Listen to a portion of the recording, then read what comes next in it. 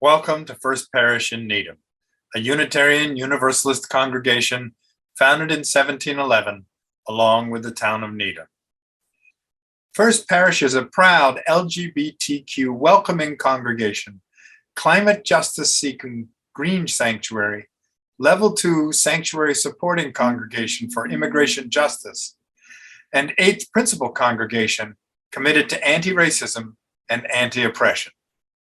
Whoever you are, whatever your background, and wherever you're participating from, you are welcome here. I'm Phil Lyons, co-chair of the worship committee. I use the pronouns he, him, and his. Over the summer, as most of our staff takes a much needed break, we are continuing to offer Sunday services both online and in the air-conditioned parish hall. This Sunday, we're bringing you a service led by Reverend Joan Javier Duval in the sanctuary of the Unitarian Church of Montpelier, Vermont, back in January of this year. It was a service designed to be seen on Zoom, with many parts pre-recorded. As you watch this version on YouTube, you will see that their congregation also splits their plate collection with some local social activist causes, just as we do. You can support those if you like by going to their website, ucmvt.org. Or you can make a contribution to our own plate collection by using our text-to-give system, as explained in the order of service and on the screen during the offertory. Alternatively, you can donate at our website, uuneedham.org, and go to the Giving button there. This summer, we are sharing our plate collection 50-50 with the Needham Community Council, which supports, among other things, our local food pantry. After the service, you're welcome to join in the Zoom social hour, where you'll have an opportunity to share your joys and concerns and socialize a little with each other. The link for that, as well as the order of service for this morning, is in the Saturday Bell Notes bulletin. I really enjoy watching services from other congregations because I like to notice the similarities and differences from our own services. In this case, we get to see and hear a well-knit service led by a deeply compassionate, insightful, and inspiring minister as she reflects on how we can live our lives with intentionality. So now, let us gather in worship as we figuratively slip into a pew at the Unitarian Church of Montpelier, Vermont, early last January.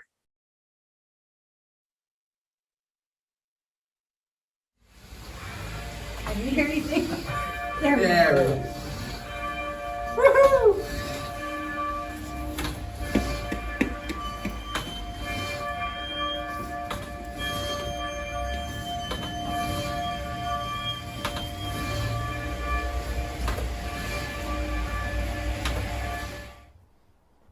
Good morning. The Unitarian Church of Montpelier is located on western Abenaki land, which has long served as a site of meeting and exchange among indigenous peoples. The Unitarian Church of Montpelier honors, recognizes, and respects these people as the traditional and ongoing stewards of the lands and waters on which we gather. In that same spirit, we will respect, protect, and be good stewards of this land for as long as we walk upon it. My name is Tom Shurston, and as today's worship associate, I extend to you a warm welcome. Thank you for joining us in this time of worship from wherever you are. Whether you are on Zoom, on Facebook, or watching on your own time, we deeply appreciate your presence and fellowship. Montpelier is a Unitarian Universalist congregation founded in 1864. We are a religious community that welcomes all as we journey together, seeking spiritual wholeness and justice in this world that we live in. Whether you are a newcomer, a longtime member, or somewhere in between, you are part of our community and we are glad you are here. If you are joining us on Zoom, the chat function will be on for much of the service. It is a great way to publicly welcome and support one another, to affirm the hard work and effort of our worship team, and to share the good vibes and positive thoughts with each other. For technical issues or constructive thoughts, please private message one of our Zoom hosts, indicated by an asterisk by their names, or join us for coffee hour after this service to share them there. Thank you to our virtual greeters who are offering hospitality and tech help throughout the service. Additionally, on Zoom, click on the live transcript button wherever it lives on your screen for increased accessibility. I invite you now to take a moment to turn your video on and go into gallery view on your Zoom screen. Let us greet our neighbors and a wave hello and a warm smile. Again, a warm welcome to each and every one of you.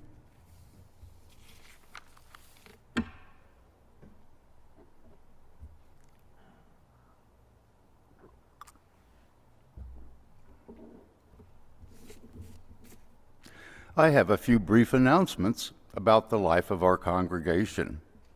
First, a reminder that Director of Lifespan Spiritual Exploration, Liza Earl Centers, is on leave through the end of February. You can find out more on the staff page of our website. Secondly, we are in need of more volunteers to help with our Thursday evening meals program. Please read the e-news to learn more about the program and how to sign up to offer your time. Finally, please read the weekly newsletter to learn more about the many upcoming events in our church community. And now, let us enter more deeply into our time of worship with our prelude.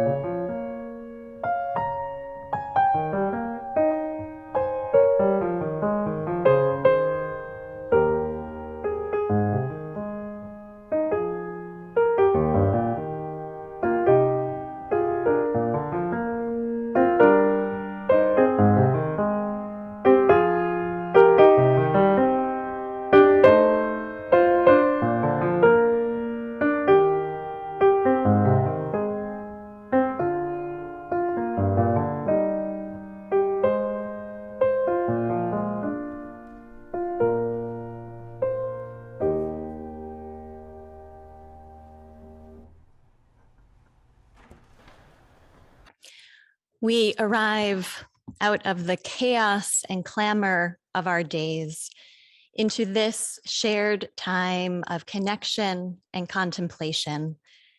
We arrive with questions looming large, with problems unresolved, with winter delight beckoning our beleaguered spirits.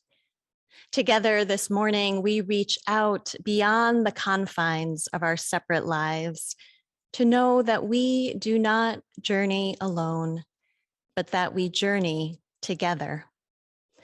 In this community, we make space for the mind, the heart, and the soul in whatever condition they may be. Let us worship together this morning, holding tenderly our questions and our doubts, holding mindfully our intentions and our yearnings. Come, let us worship together. And let us now join in our opening hymn, Meditation on Breathing, led by acting music director Danya Prince.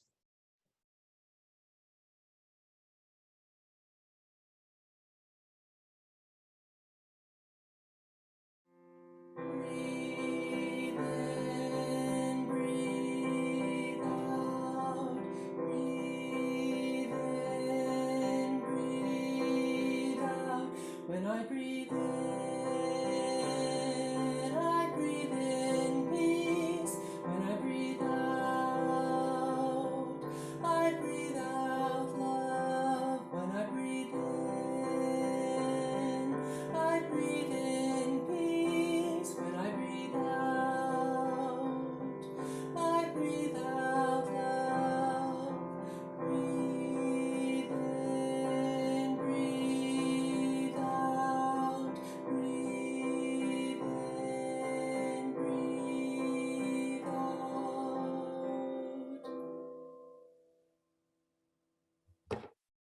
Let us now light the chalice, symbol of our Unitarian faith.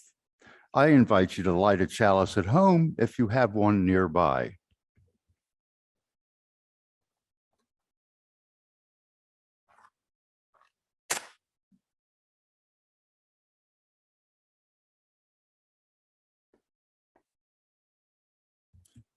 We light this flame, enduring symbol of our collective commitment to lead with truth and compassion.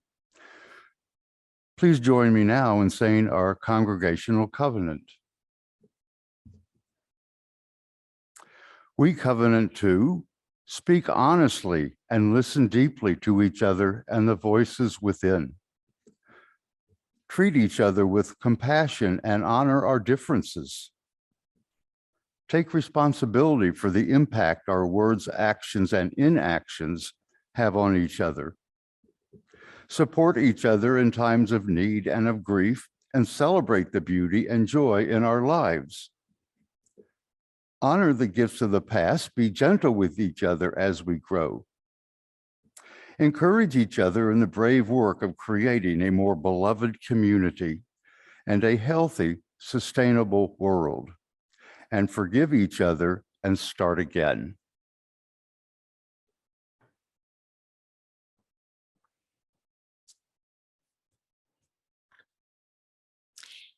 Today, I have a time for all ages to share with you. And so if there are any children tuning in, maybe even in another room, I welcome you to come and listen in for our time for all ages.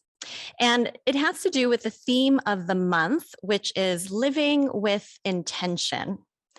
And I brought in a box to help me with the time for all ages. It's right here. Let's see what I have here in this box. Got a small plant. I have a magnifying glass. I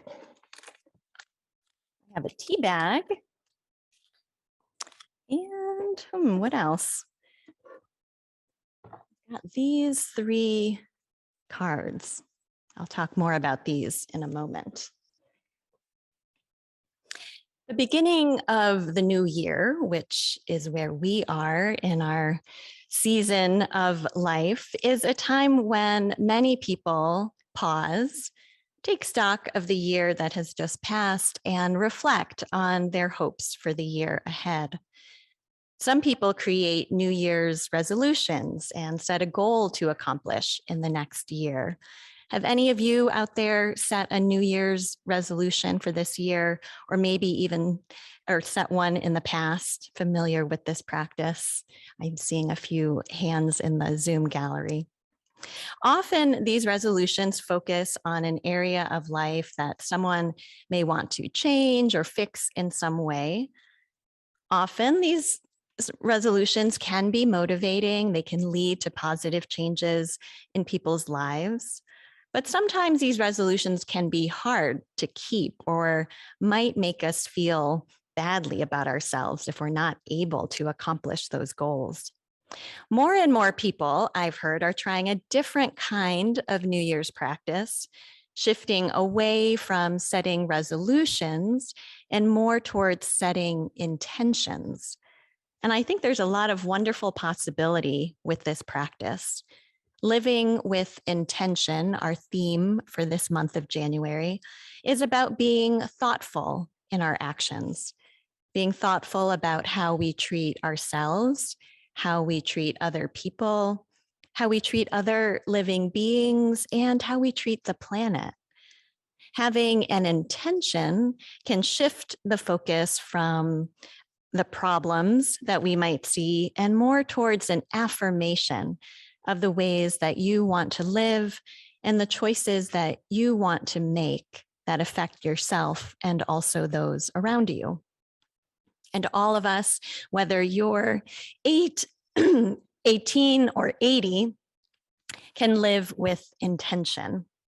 Your intention can be expressed in just one word, or maybe even an object or symbol of some kind.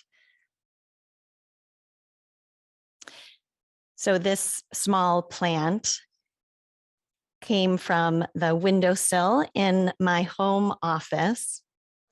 And it was a shoot from a larger plant that I repotted in the small glass jar. And you might not be able to tell from out there in Zoom land, but it's got some browning leaves and it's really in need of some tending and care to really thrive. So this plant reminds me of my intention to be nurturing. In my Wonder Box, I also had this tea bag, and this tea bag says Echinacea Immune Support. And this tea bag reminds me of my intention to care for myself and to support my own health and well-being. Let's see. So there was also this magnifying glass that was in my Wonder Box. And what kind of intention do you think this magnifying glass might express?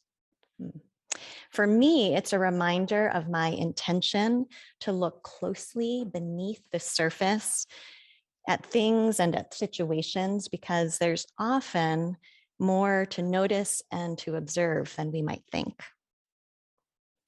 And I also have these 3 cards, and each card has a nature mandala on it and also a word. These mandalas were created by a local artist, Michelle Wallace. Some of you might be familiar with her work. And let's see, these 3 cards have the words together, reconnect, and the word peace. Each of these words could be a really nice intention for the year. So as we begin this new year, you might reflect on any intentions you might have. How do you want to treat yourself, others, and the world around you? And you might want to dedicate some time talking as a family or talking with a friend about your intentions as we begin a new year. If there is a word that comes to mind right now for you that expresses an intention you have as we start the year 2022, you're welcome to share that word in the Zoom chat or in the Facebook comments. I'd love to be inspired by your intentions this year. And now we will hear more about our community pouch recipients for the month of January, which have been selected by our UCM Racial Justice Group.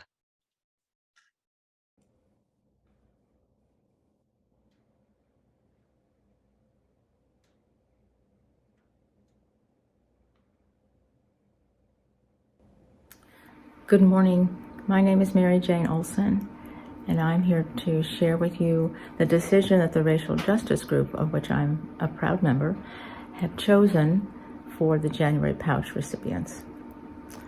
The first one is the Vermont Relief Collective, and this is a network by and for Black, Indigenous, people of color in Vermont who are passionate about land, environment, agriculture, and food systems.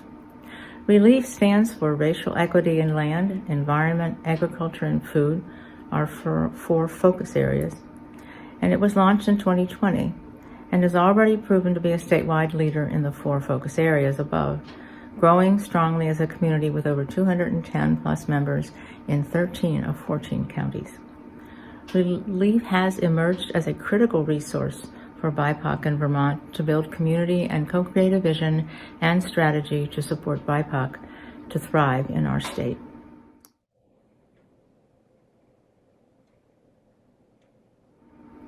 The second organization is Salon Black Walnut, which is a culture-building invitational residency that draws BIPOC artists from region to perform collaborative, share, and create in Central Vermont artist residencies, which culminate in Nama Farm Nights of Arts and Culture, which includes farmhouse suppers by Farmer Alma with multi-medium BIPOC creators and Vermont community members of all ages.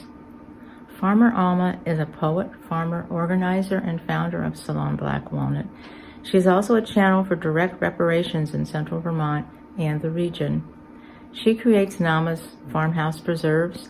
She hosts community canning parties and is a Cooperative Gardens Commissioner for Vermont. Thank you for your attention, and I encourage you to find out more about these two organizations, and in any way you can support them, that would be very appreciated. Thank you.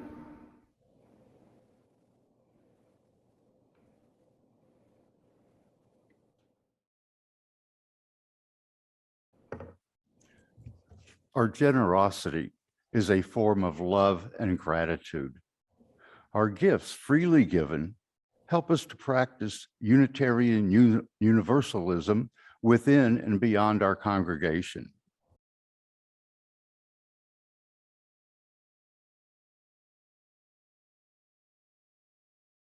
While the offering is being given and gratefully received, please enjoy a musical offering introduced by Danya Prince. Hi. If you attended our Christmas Eve service, you might have noticed that due to a technical glitch, the prelude was never heard. But it's just too lovely to remain that way, so we are offering it to you this morning. Schubert's Ave Maria, played by cellist Bob Blaze and Eliza.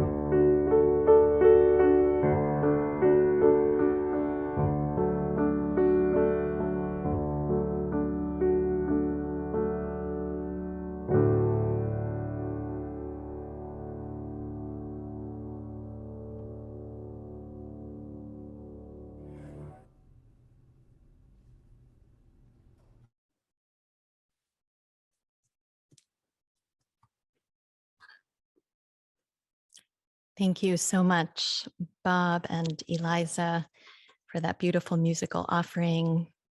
Thank you to our tech team and Danya for recording and producing the video. And I invite you now to join me in a time of meditation and prayer. Allow yourself these few moments to quiet your body and your mind.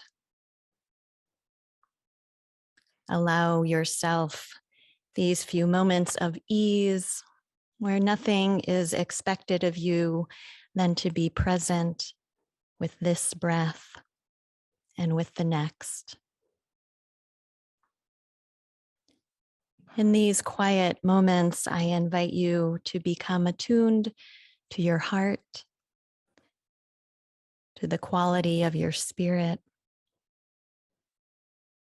to notice the heaviness or the lightness, to be with the happiness or the sorrow, to offer yourself compassion for whatever may be present this morning.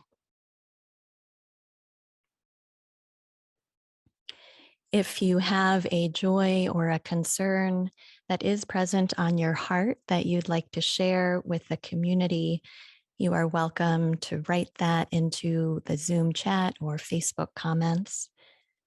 I will not be reading these aloud, but you can offer each other words of support in the chat. Susan Baker, today's lay pastoral caregiver, is available this morning to lend a listening ear of care. Her phone number is shared in the chat and is also available in the church directory.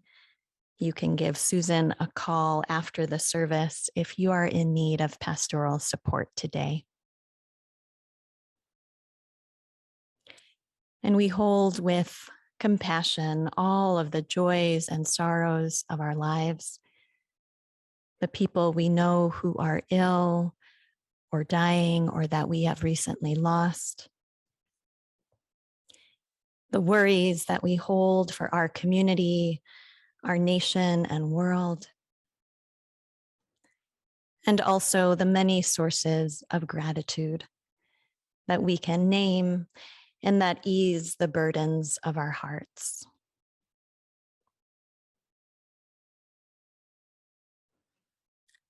I invite you to enter more deeply into this time of meditation, perhaps by closing your eyes, maybe lying down if that is what your body needs in this moment. Allow whatever tension you might be feeling in your face or your jaw, your shoulders, your back, your legs. Allow that tension to release. Nothing is being asked of you in this moment. Nothing is expected but your presence. And your presence is more than enough.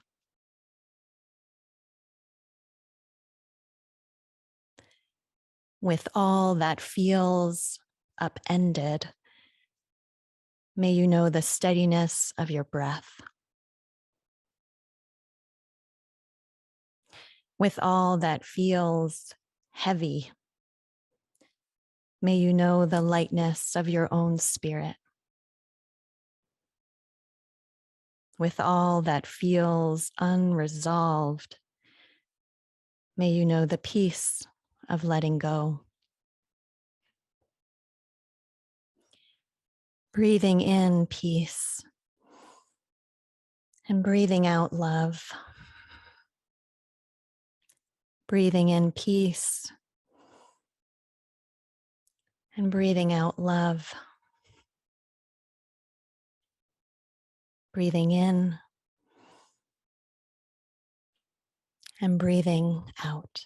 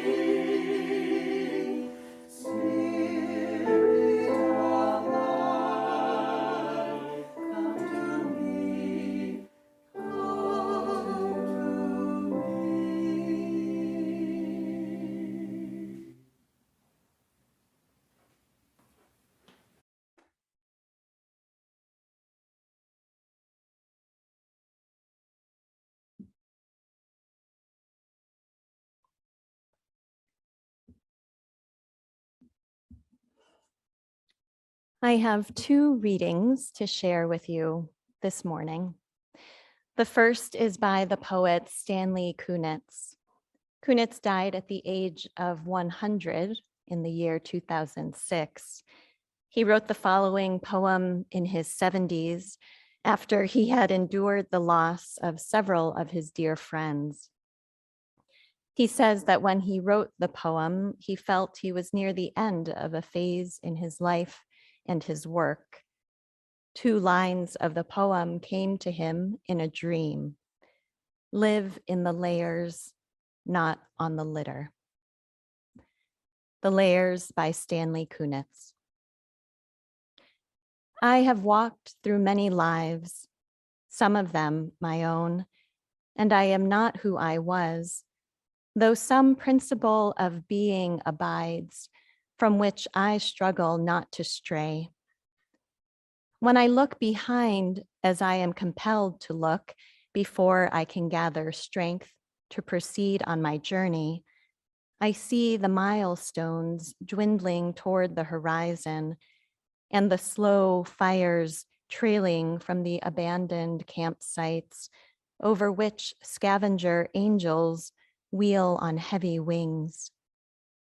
Oh, I have made myself a tribe out of my true affections, and my tribe is scattered. How shall the heart be reconciled to its feast of losses? In a rising wind, the manic dust of my friends, those who fell along the way, bitterly stings my face. Yet I turn, exulting somewhat, with my will intact to go wherever I need to go, and every stone on the road precious to me. In my darkest night, when the moon was covered and I roamed through wreckage, a nimbus-clouded voice directed me. Live in the layers, not on the litter. Though I lack the art to decipher it, no doubt the next chapter in my book of transformations is already written. I am not done with my changes.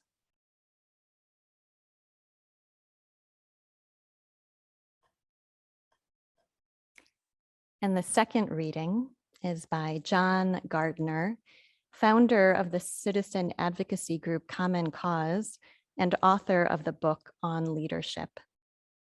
He says, meaning is not something you stumble across like the answer to a riddle or the prize in a treasure hunt. Meaning is something you build into your life.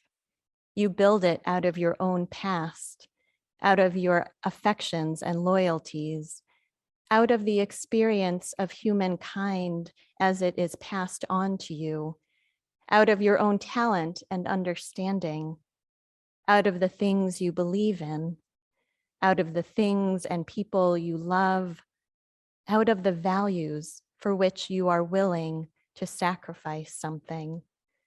The ingredients are there. You are the only one who can put them together into that unique pattern that will be your life. Let it be a life that has dignity and meaning for you. If it does, then the particular balance of success or failure is of less account.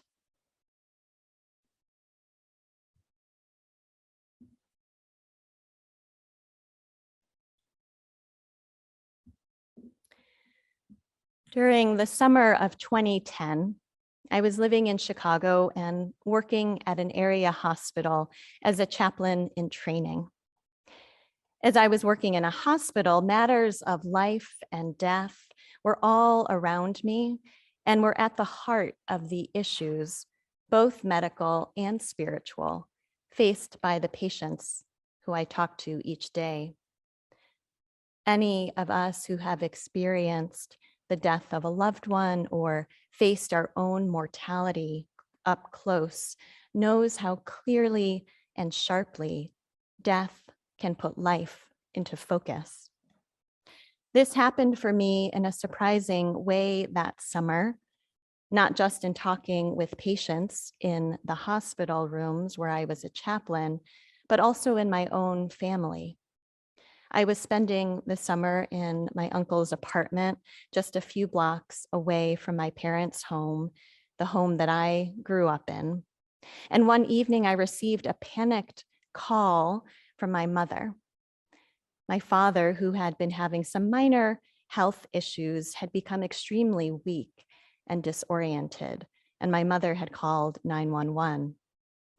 My now husband, Jared, and I arrived at their home just after the EMTs, and my mother was upset and worried. My father was still confused. I rode with him in the ambulance for the short trip to the local hospital, which thankfully was just a few blocks away. And I had felt the mortality of loved ones before.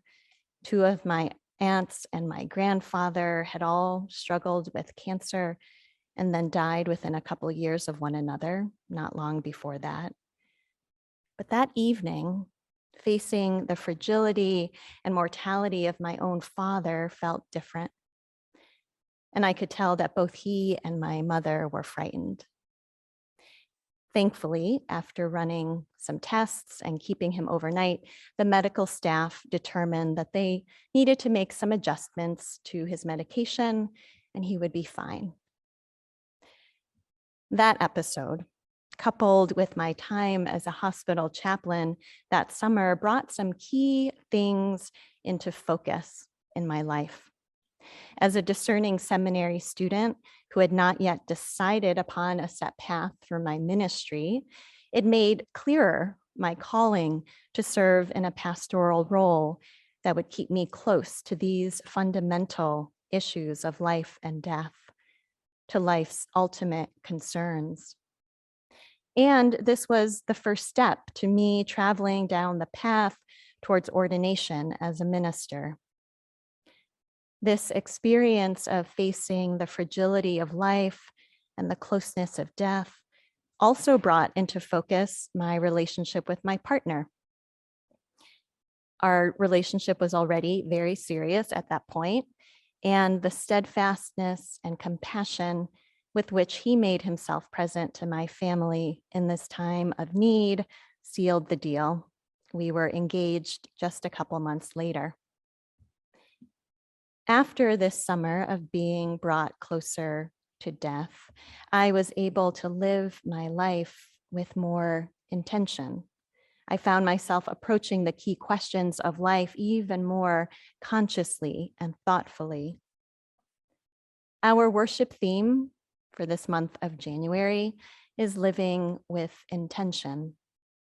And it's no coincidence that this theme lines up with the start of a new year.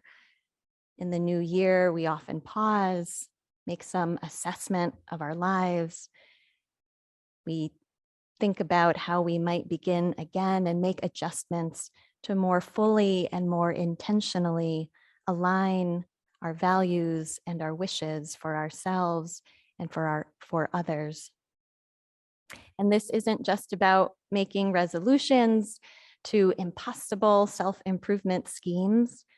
Living with intention requires an awareness, a thoughtfulness, and a humility about our lives and our place in the great scheme of it all. Often it is coming to grips with the realities of aging and the finitude of our lives that can bring the clarity that is at the heart of our intention. As John Gardner says, meaning is something you build into your life. You build it out of your own past, out of your affections and loyalties, out of the experience of humankind as it is passed on to you, out of your own talent and understanding, out of the things you believe in, out of the things and people you love, out of the values for which you are willing to sacrifice something. Life gives us the possibility of creating and finding meaning. As we grow older, of course, there is even more material to work with. In the 11 plus years since that hospital visit, I have become a mother. My parents have become grandparents. We have lost my spouse's father, as well as a baby to be early in pregnancy. The layers of my own life have built upon one another, as happens with the passing of time, and with it, building blocks of meaning have emerged. In his book of poems, Growing All the Way to Our Grave, Conscious Aging and Mindful Dying, Tom Owen Toole puts it this way: welcome to our fate, full-time sculptors of meaning from start to finish. Indeed, from start to finish and everywhere in between, we sculpt meaning of the minutes, the hours, the days, and the years of our lives. Often, this time is filled with experiences and relationships that add richness and depth to our lives, intimate friendships, parenthood, grandparenthood, mentorship. Sometimes the events of life can seem senseless. The death of a child, an accident that causes lifelong disability. There are events that make us ask, why me? An unexpected cancer diagnosis, a house fire that leaves your life in shambles. And there are experiences that inspire lifelong passions and convictions. I would dare say that the times that we are living through now are full of such opportunities for meaning making. Thankfully, we have many guides and spiritual companions among us. One of them whose life I want to lift up today was Archbishop Desmond Tutu, who, as the year 2021 drew to a close, took his final breaths at the age of 90. Archbishop Tutu led a remarkable and consequential life, most notably as an advocate for the end of the policy of apartheid in his country, South Africa, as a leader of the truth and reconciliation process, and as a constant advocate for racial justice and equality. Well before he was an Anglican archbishop, Desmond Tutu was a young boy living in the town of Klerksdorp outside Johannesburg. And this story from his childhood illustrates how Archbishop Tutu was a sculptor of meaning from start to finish. One day, Desmond was riding his brand new bicycle in his neighborhood when he encountered a gang of boys, and they harassed him. They called him a terrible name, a racial slur. In his recounting of the story, he doesn't say what the word was, but we could imagine. And of course, Desmond was very upset by this. He went to a local priest who was a mentor of his, Father Trevor, to tell him about this incident. He shared how angry he was and how he wanted to get revenge on these boys. Father Trevor asked him if he thought he would ever forgive these boys, and he said, never. Then Father Trevor gently told Desmond that this was the problem. You will get them back, and then they will get you back, and soon our whole world will be filled with nothing but getting back, he said. Desmond thought about this. He encountered the boys again the next day, and he was full of fury. He was on his bicycle, and he pedaled fast and hard through the group, and he yelled his own angry words at them. Afterward, he didn't feel any better. In fact, he felt worse. And a few days later, he came across one of the boys from the group who was outside of his house with his brothers. And the brothers were teasing and fighting with the boy. Desmond felt sorry for him. When he encountered the boy again at the market a few days later, Desmond's heart had softened. The boy was standing alone and Desmond approached him. "I'm sorry for what I said," he blurted out. The boy began to stammer, "I guess well." Now, Father Trevor had told Desmond that you didn't have to wait until someone says sorry to forgive them. Instead, we have the power to forgive whenever we are ready. And Desmond remembered this, and he said to the boy, "I forgive you." We know that Archbishop Desmond Tutu would go on to become a leading figure in the truth and reconciliation process in South Africa in the 1990s. He was a promoter of reconciliation with forgiveness at the heart of his theology and ethics. This event in his childhood planted a seed of intention and meaning in Desmond Tutu's life that grew and blossomed in world-altering ways. On the day of his funeral, I was surprised to learn of the Archbishop's final wishes. The first was for his body to be placed in a simple pine casket. The images of his wake and funeral show the small, for he was not a tall man, unvarnished box lying beneath the towering ceiling of St. George's Cathedral in Cape Town. For a person of such moral stature, the image of his humble casket was breathtaking.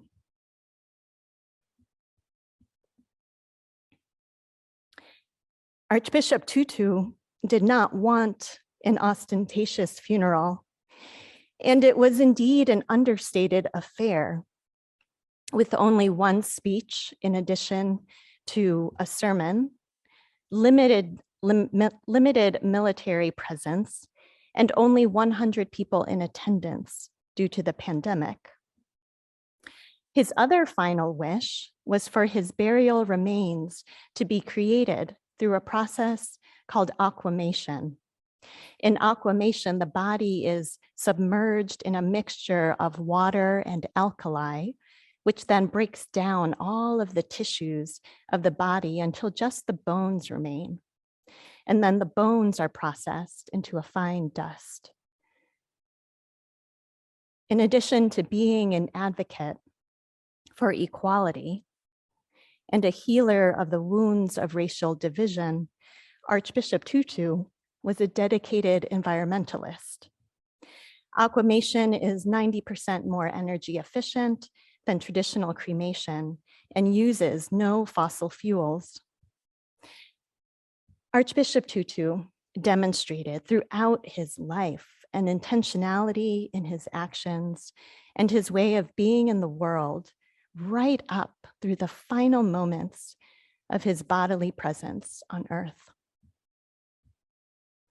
As is true for all of us, Archbishop Tutu was shaped by the many layers of his life over the years, the life experiences, relationships, suffering, losses, and joys that made his life what it was. When we look back on our lives, from whatever age or stage that may be, we may find a cohesive pattern, a direct path of meaning and purpose from birth to death. More likely, we look back like Stanley Kunitz in his poem, The Layers, and we see the many lives we have lived and the milestones fading into the horizon. And yet, we are not done with our changes. Even now, this is our fate, to sculpt meaning with the layers until it is done.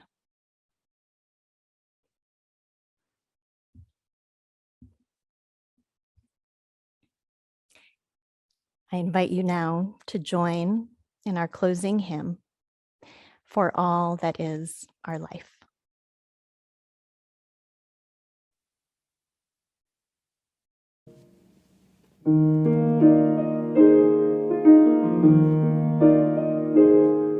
For all that is our life, we sing our thanks and praise. For all life is a gift, which we are called to use to build the common good and make our own days glad.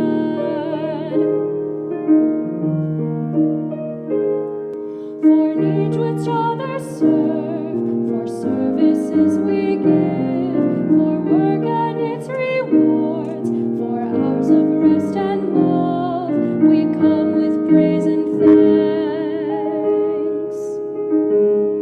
For all that is our life,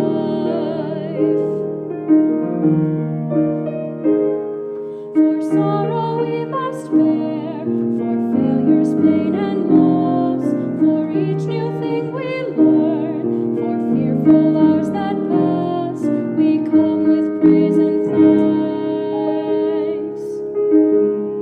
For all that is our life, for all that is our life, we sing our thanks and praise. For all life is a gift, which we are called to use to build the common good and make our own days glad.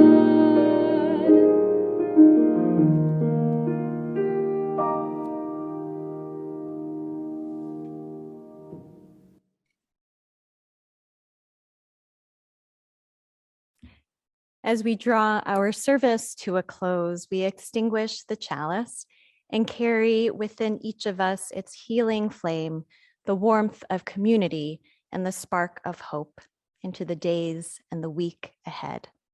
As we do so, let us join in saying our mission statement of the Unitarian Church of Montpelier. We welcome all as we build a loving community to nurture each person's spiritual journey, serve human need, and protect the earth, our home. The poet Nina Riggs wrote the book, The Bright Hour, a memoir of living and dying, as she lived through and then died from breast cancer in her late 30s. These closing words are from her memoir. We are breathless, but we love the days. They are promises. They are the only way to walk from one night to the other. May you love the promise of each new day and approach every one with intention. May you go in peace and return again in love. As we close our time of worship, I invite you to go into gallery view once again. Turn your video on if it's off, to reach out in thanks for one another, for this community, for the abundant love that holds us all.